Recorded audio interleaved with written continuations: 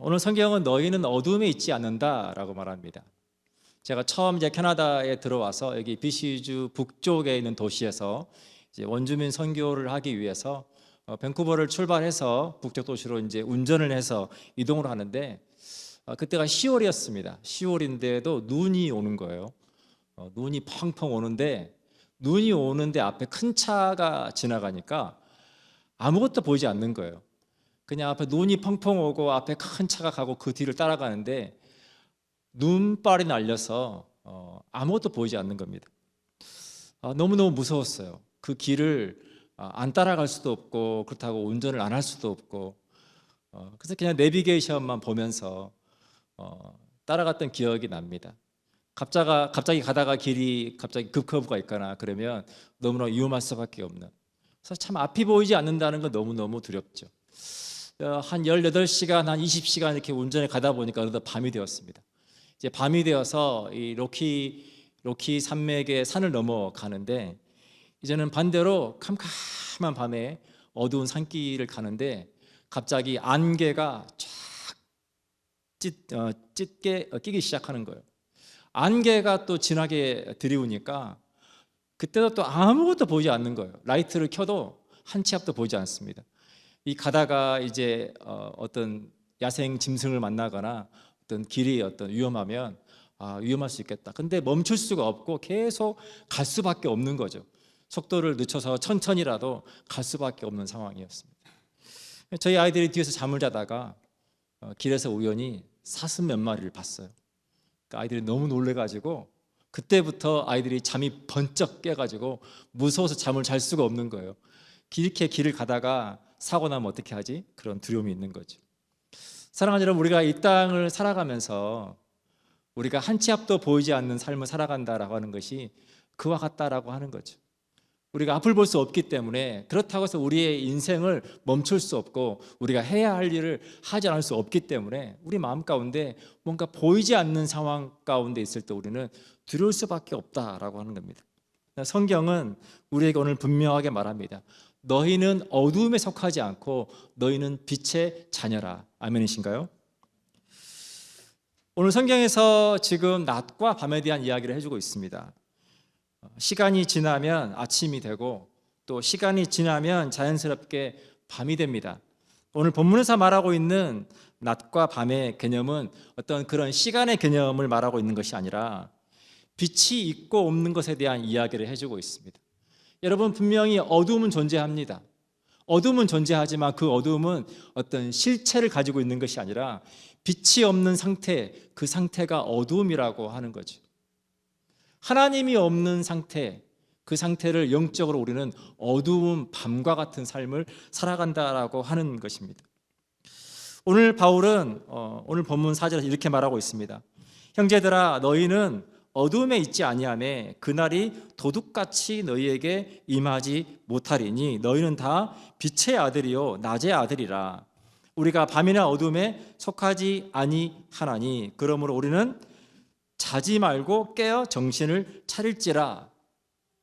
사랑하는 여러분, 캄캄한 밤이나 빛이 없는 어둠은 우리를 무섭게 합니다.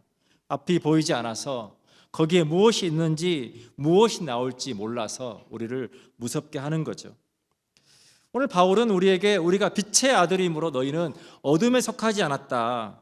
빛이 비추면 어둠은 사라지고 환하게 되어서 우리가 길을 잃고 무섭지 않은 것처럼 하나님 안에서 우리는 빛의 자녀로서 빛 대신 예수님 안에서 두려움 없는 삶을 살아가게 된다라고 말하고 있는 거예요. 우리가 하나님을 믿는 믿음이 있다면 우리가 그 하나님의 사랑 가운데 우리는 거한다면 우리는 두려움이 아니라 믿음 가운데, 확신 가운데 살아가게 된다. 그 말을 바울이 오늘 우리에게 해주고 있다라고 하는 것입니다. 사랑하는 여러분, 예수님께서 저와 여러분을 구원해 주셨습니다. 그리고 우리를 그분의 자녀 삼아 주셨습니다.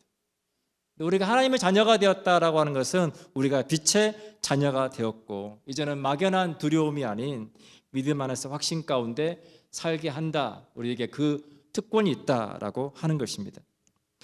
우리가 여름이 되면 가끔 숲속에 캠핑장에 가서 캠핑을 할 때가 있습니다. 숲속에 캄캄한 어두움에 있어도 우리에게 손전등이 있으면 우리가 길을 잃지 않고 목적지를 찾아갈 수 있는 것처럼 우리가 하나님 안에 있고 우리가 하나님 말씀 안에 있을 때 우리는 길을 잃지 않고 우리가 가야 할 우리 인생의 목적지를 찾아갈 수 있다라고 하는 겁니다. 그래서 시편 기자는 시편 119편 105절에서 이렇게 고백합니다. 주의 말씀은 내 발의 등이요 내 길의 빛이니이다. 하나님의 말씀이 내 인생의 한 걸음 한 걸음 그 앞을 비춰주는 빛이고, 하나님의 말씀이 내 길에 내 삶이 지금 어느 방향으로 가야 되는지 빛을 비춰주는 빛입니다.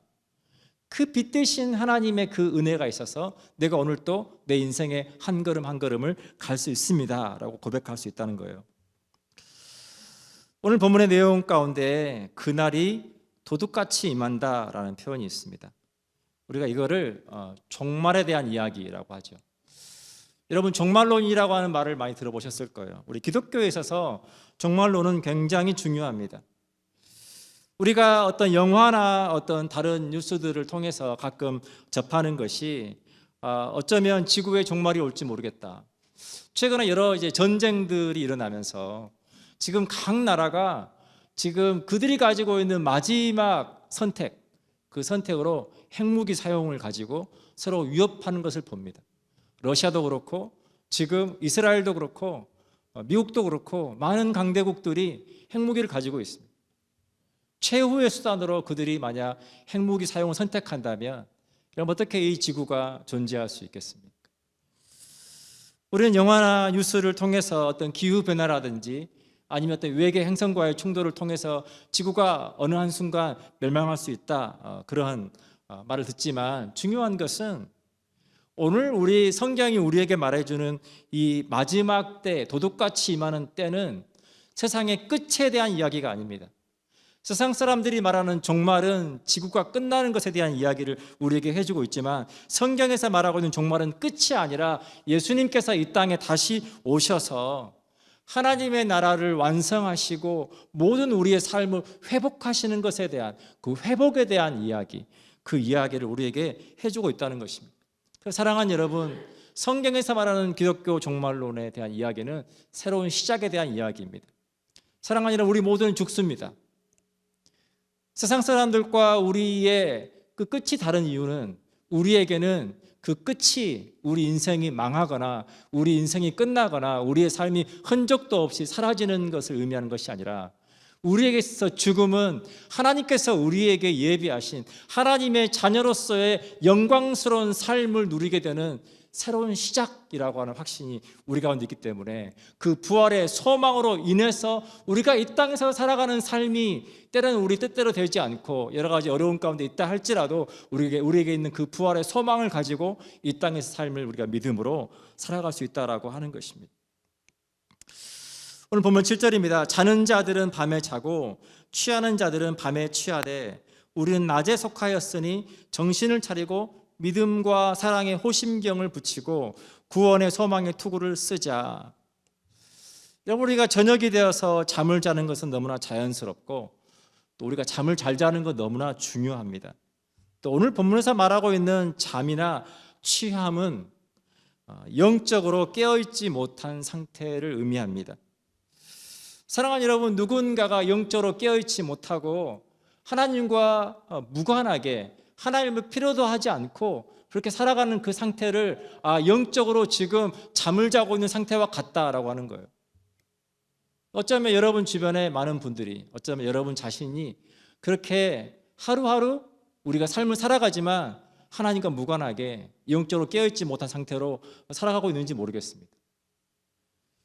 여러분, 누군가가 옆에서 운전을 하고 있는데 그 운전을 하고 있는 사람이 존다고 생각해 보세요. 잠을 잔다고 생각해 보세요. 여러분, 뭐 어떻게 생각하시겠어요? 피곤하면 졸 수 있지.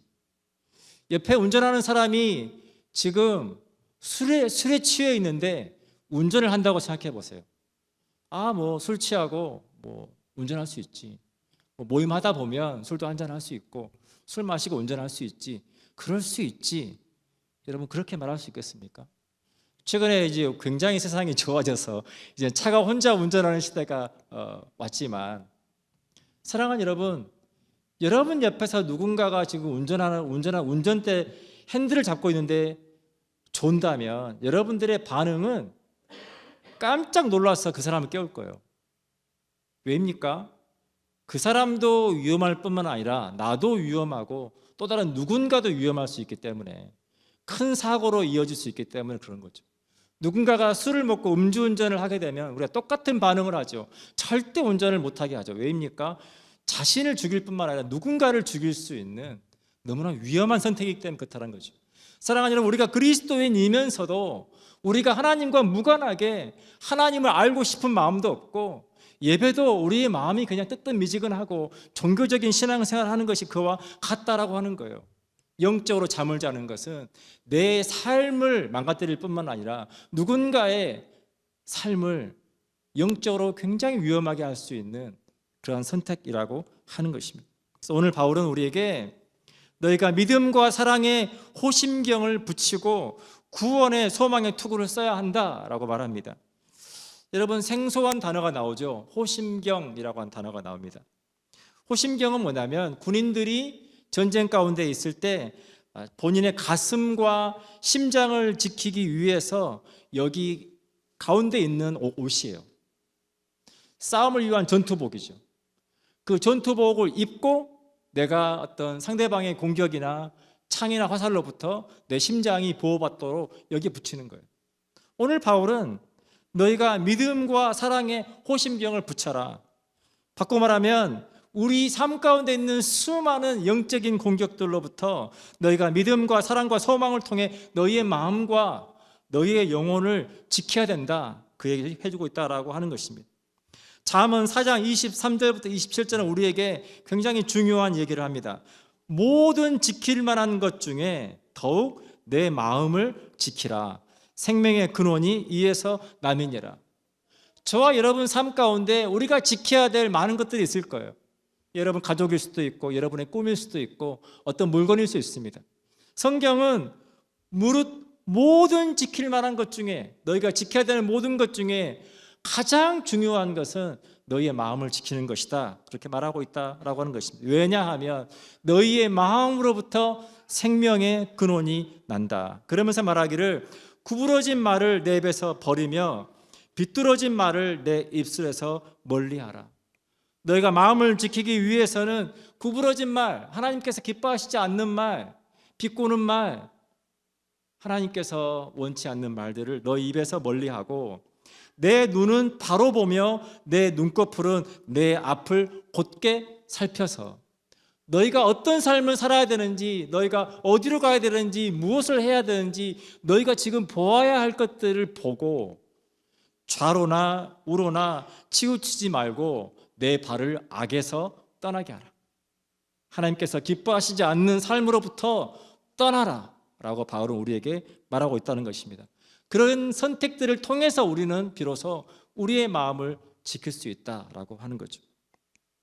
본문의 9절입니다. 하나님이 우리를 세우심은 노하심에 이르게 하심이 아니요 오직 우리 주 예수 그리스도로 말미암아 구원을 받게 하심이라. 노하심에 이르게 하심이 아니요, 하나님께서 이 지구가 종말이 오고 멸망하고 끝이 나고 하나님께서 심판하시고 하나님께서 정죄하시는 그 목적이 아니라 하나님 우리 모두를 구원하기를 원하시고, 예수 그리스도를 믿는 믿음을 통해 우리가 의롭다함 받고 죄로부터 용서가 되고 하나님의 자녀가 되는 그 은혜를 주기를 원하신다라고 하는 것입니다. 그러면서 말하기를 예수께서 우리를 위하여 죽으사 우리로 하여금 깨어있든지 자든지 자기와 함께 살게 하려 하셨느니라. 하나님께서 저와 여러분 삶 가운데 우리의 인생이 낮을 살아가든지 우리의 인생이 밤과 같은 시간을 살아가든지 하나님 우리와 함께 하셔서 우리를 지키시기를 원하신다라고 하는 것입니다. 그래서 바울이 권면합니다. 그러므로 피차 권면하고 서로 덕을 세우기를 너희가 하는 것 같이 하라. 서로 위로하고 서로 덕을 세우라. 너희가 마지막 때를 살아가는데 마지막 때는 소망 안에서 너희가 서로 덕을 세우는 공동체를 세워가라 라고 말하는 것입니다. 사랑하는 여러분, 덕을 세운다라고 하는 표현 우리가 자주 쓰지는 않습니다. 그러나 누군가가 어떤 선한 일을 하고 누군가를 잘 도울 때 우리가 흔히 하는 표현이 저 사람은 참 덕스럽다, 이런 표현들을 씁니다. 성경적인 개념에서 덕을 세운다라고 하는 말의 의미는 뭐냐면 상대방을 세워주는 사랑을 우리가 덕이라고 한다는 거예요.